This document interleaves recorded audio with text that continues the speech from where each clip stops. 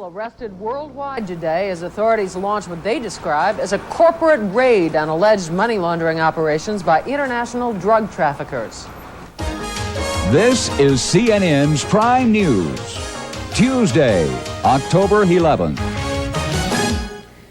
The head of the U.S. Customs Service says it gives new meaning to the term hostile takeover. An indictment handed down today against BCCI Holdings for its part in what federal agents describe as the first drug-related money laundering case involving an international banking institution. As CNN's John Zarella reports, the arrests and indictments were the result of a carefully planned sting operation. Federal drug agents are in the process of rounding up dozens of drug suspects in what authorities are calling the biggest international money laundering case ever. During a news conference in Tampa, customs agents from the United States, Great Britain, and France announced they have put a major dent in the Medellin cartel by indicting more than 80 people, half of whom have already been arrested in the United States and other countries. Several of the suspects worked for the Bank of Credit and Commerce International.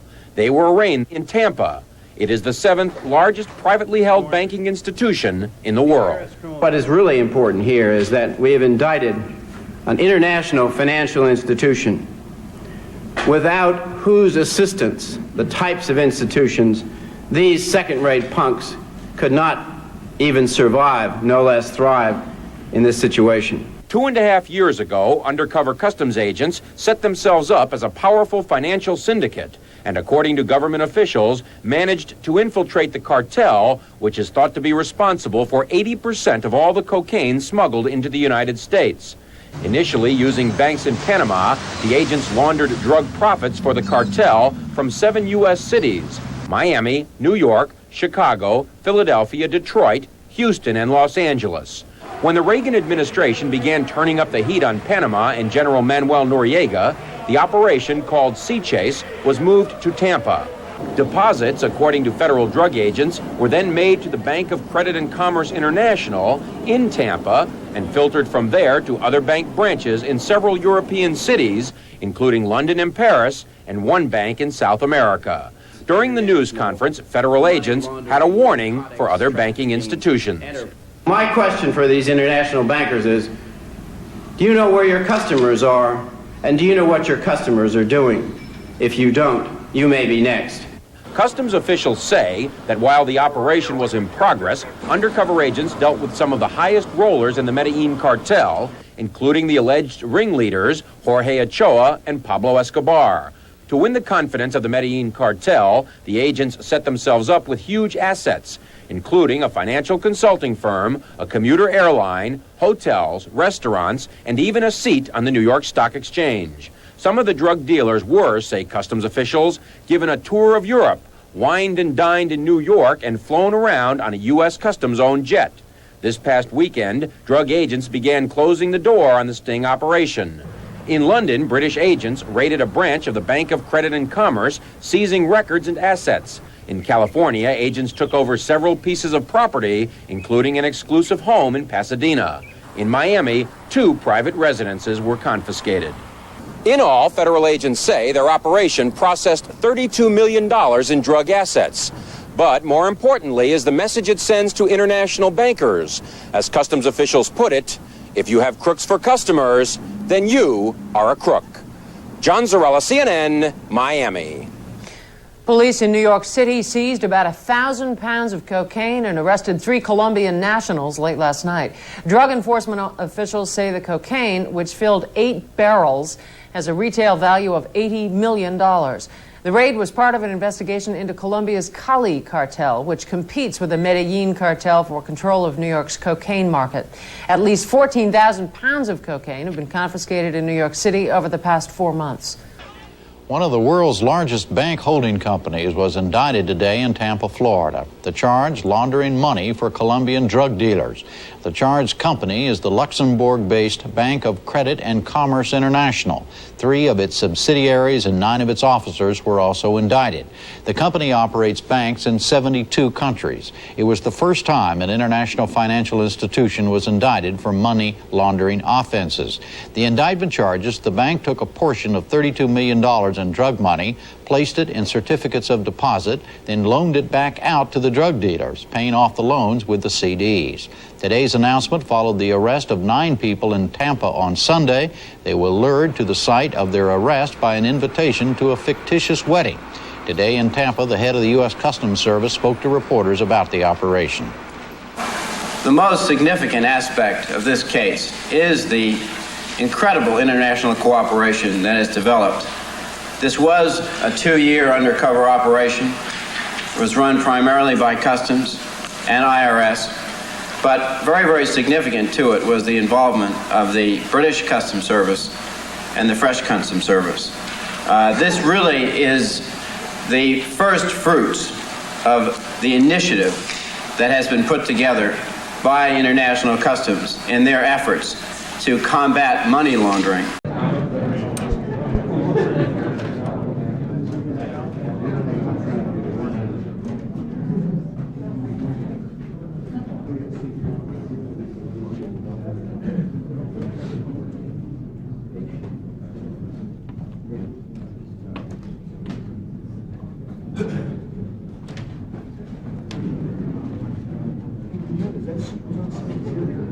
You got to go 2 for 1.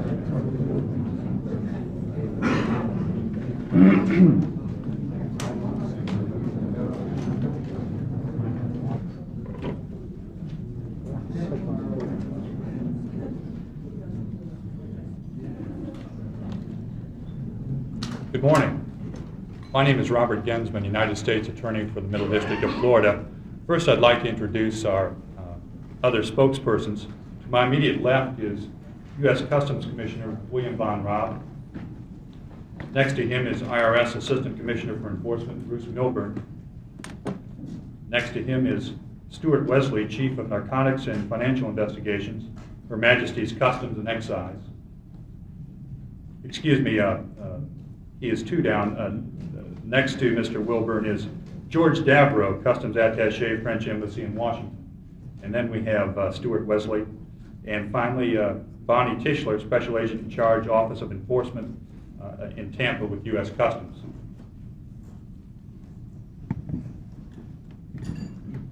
Also, we have Tom Cash, Special Agent in Charge of the Miami Office of the DEA, who's present, and Robert Butler, Special Agent in Charge of the Tampa Division of the FBI. Today we are announcing the unsealing of 3 indictments pertaining to 34 defendants, including an international financial institution. These indictments allege international conspiracies and schemes to launder the proceeds of cocaine sales in the United States. These indictments are the result of a 2-year undercover investigation called Operation Sea Chase.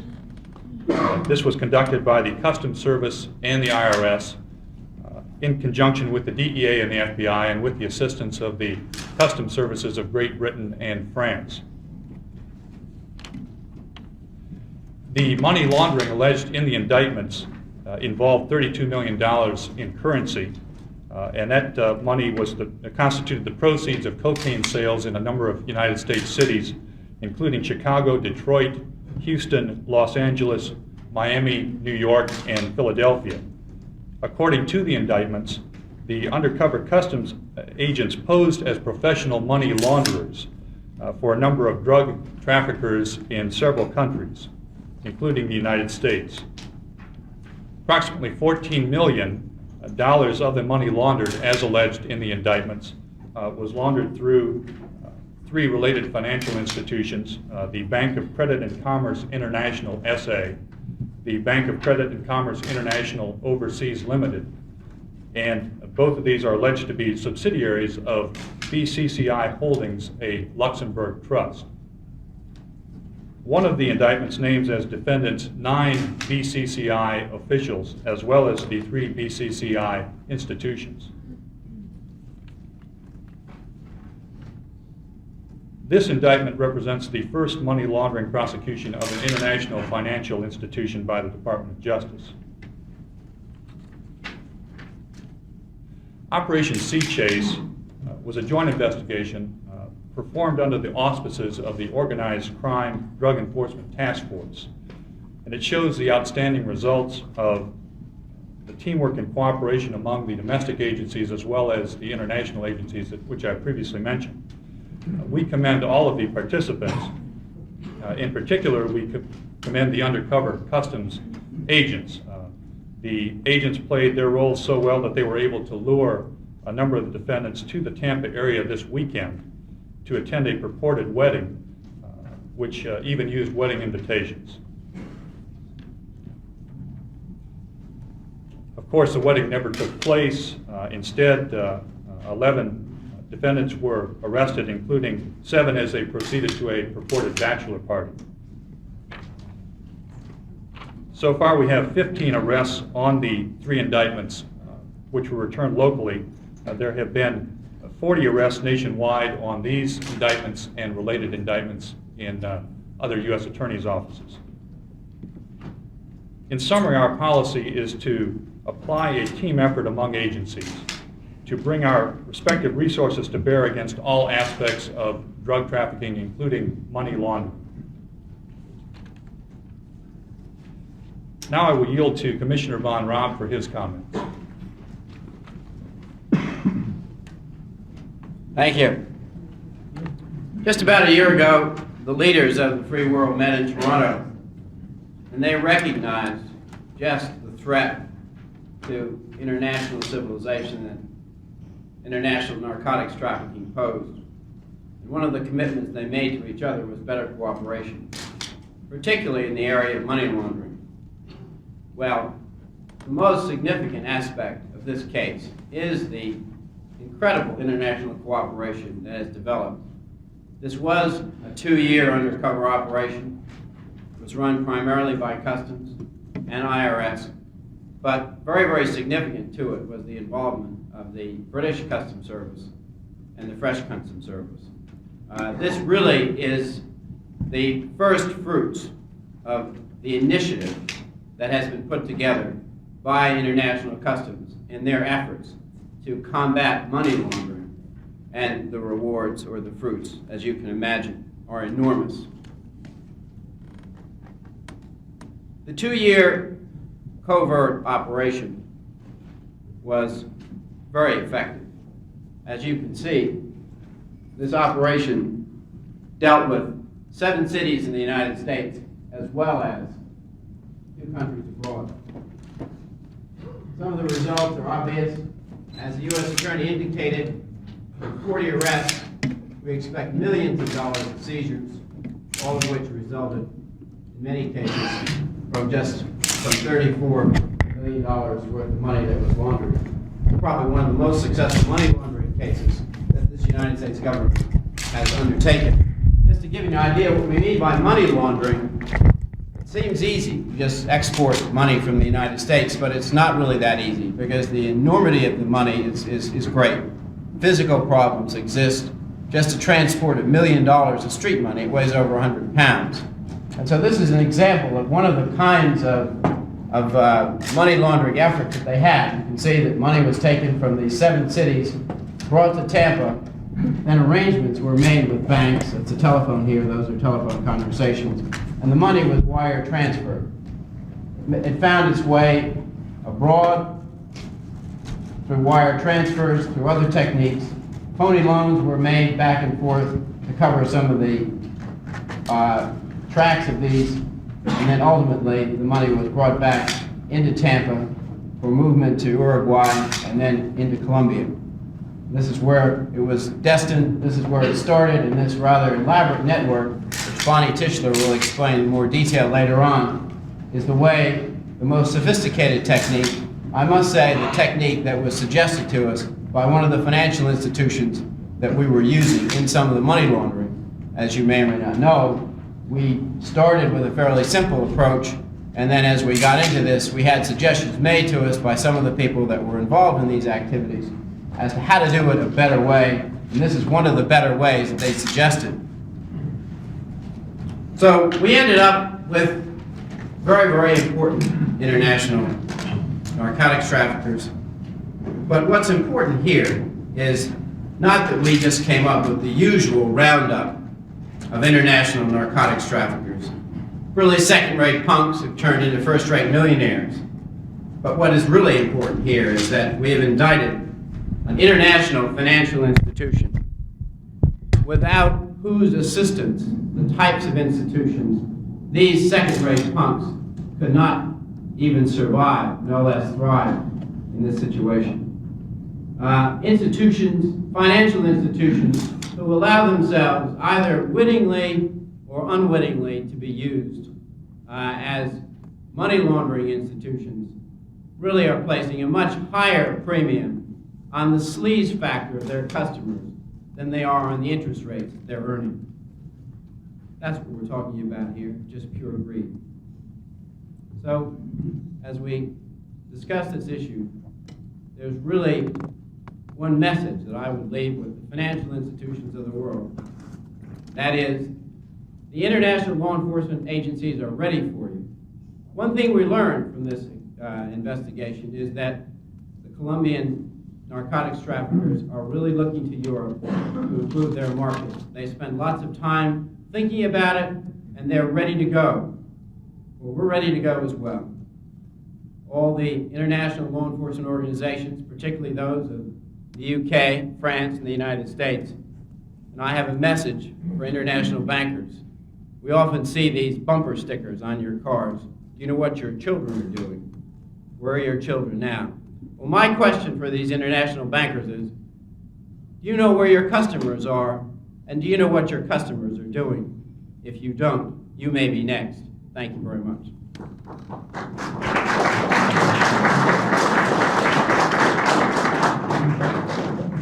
Good morning. The IRS Criminal Investigation Division has been involved in this operation for approximately 2 years, and we have performed our traditional law enforcement role of tracing illegal money to determine who the recipients of this money are, and in so doing, fix criminal responsibility. The U.S. Customs Service performed the undercover aspects of the investigation, and the Internal Revenue Service led its financial expertise toward the identification and tracing of $32 million. The role of the Internal Revenue Service has been threefold.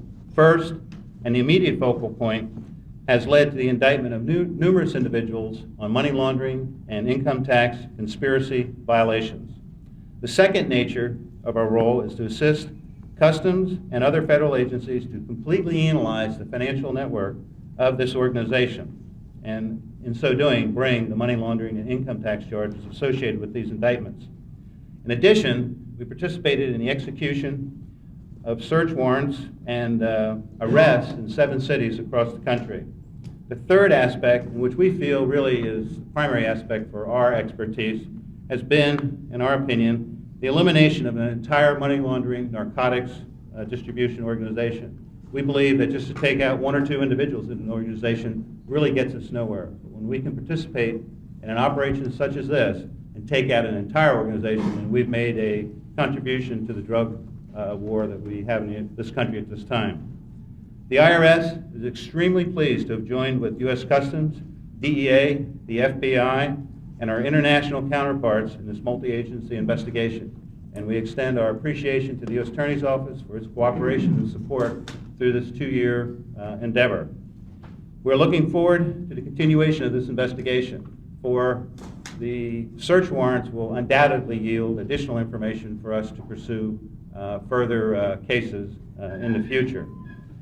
We also are pleased to participate in this investigation under the auspices of the Organized Crime Drug Enforcement Task Force, which pulls together all federal agencies who enforce drug violations to bring down the organizations such as this one, and we feel make a big dent in the drug war. Thank you very much. United States Customs Service informed French customs authorities that the French branch of an international financial institution, the BCCI, was involved in very important money laundering operations. Additional intelligence supplied by U.S. Customs also indicated that other foreign branches of the BCCI were involved in that case, particularly in Great Britain. Investigation performed in several countries, including France, during the operation identified illegal money laundering of approximately $32 million. After several months of coordinated enforcement action between US, British, and French customs authorities, it has been decided in common to conduct simultaneously investigation in the three countries during the weekend of the 8th, 9th, and 10th of October 1988. Early morning of the 10th, French customs agents conducted several raids in Paris, including the headquarters of the BCCI. Moreover, 3 arrest warrants have been issued by the US authorities against the managers of the BCCI in Paris. During the search conducted in France, very important documentary evidence will be found out and will be presented to the legal authorities. This operation demonstrates 2 very important facts. It has been proven now that drug traffickers utilize the banking network to launder the proceeds of their illegal sales of drugs. Second, customs authorities in that case, from US, England, and France, have demonstrated that they could adapt to this method of laundering by sharing with their counterparts their intelligence and investigative resources. Mr. Weber, Director General of French Customs, wants to convey congratulations for the excellent result